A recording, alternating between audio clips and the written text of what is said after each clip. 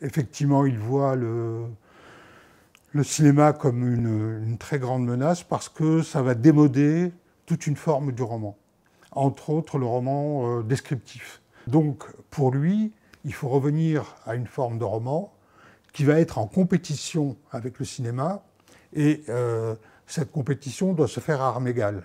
C'est-à-dire qu'on doit employer les mêmes moyens que le cinéma. L'ellipse, la rapidité, les textes plutôt courts, enfin, dans les descriptions. Voilà.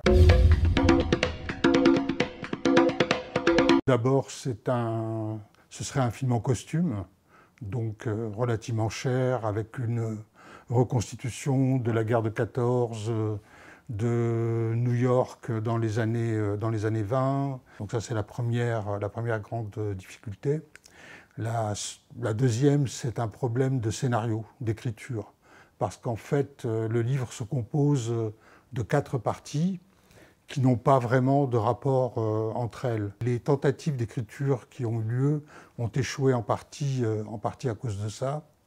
Et puis, je dirais que le dernier obstacle, c'est le fait que c'est un livre qui est devenu une espèce de livre culte, majeur. Il n'est pas possible de ne pas aimer Céline, il est tout de même impensable qu'on ne considère pas que Le Voyage est un chef-d'œuvre. Etc. Et que beaucoup de gens aujourd'hui hésitent à essayer de l'adapter. Son passage à Hollywood, pour lui, si on a refusé de faire son film, c'est parce que ce sont des producteurs juifs, que ces producteurs juifs n'ont aucun sens artistique, sont strictement liés à des problèmes financiers, et donc ils sont incapables, structurellement, si j'ose dire, de voir quelles sont les capacités de son livre, et encore moins de l'adapter au cinéma.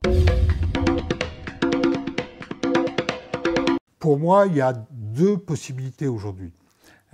La première possibilité, la moins coûteuse, la plus immédiatement réalisable, celle qu'a essayé de faire Tardy, c'est la bande dessinée. L'autre possibilité, c'est évidemment ce qui se fait aujourd'hui, à savoir la série. Voilà. Comme je vous l'ai dit tout à l'heure, le livre se compose de 4 parties qui n'ont pas grand rapport entre elles. Donc, on pourrait imaginer que chacune de ces parties soit traitée à part. Après, il y aurait une continuité,